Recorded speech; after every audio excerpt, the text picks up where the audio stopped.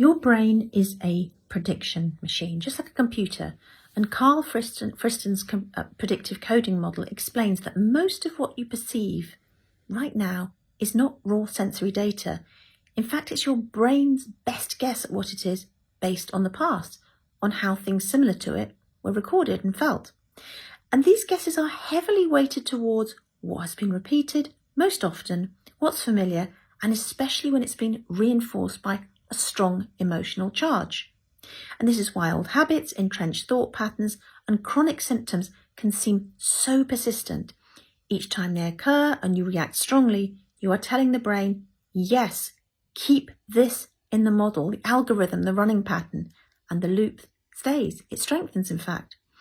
But to interrupt this loop, to break this loop, we must change how we meet it in the moment it happens. And this is the only time in the present that the brain can have an opportunity to update the model.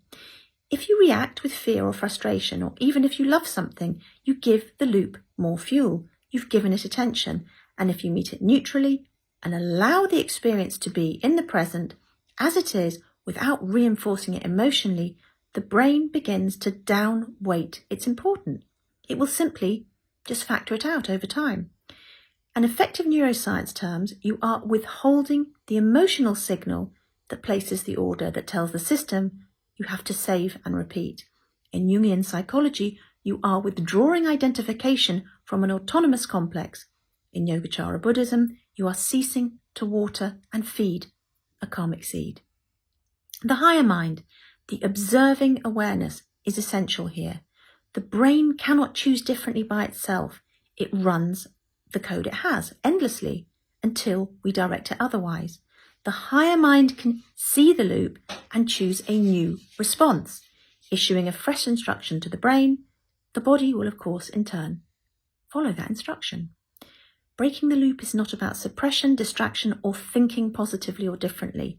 It's about remaining conscious in the exact moment the old pattern plays and declining to give it the charge it needs to survive and perpetuate. The past will always keep repeating itself, but if you stop feeding it in the present, the future will begin to take on a different shape. And in time, your symptoms will disappear.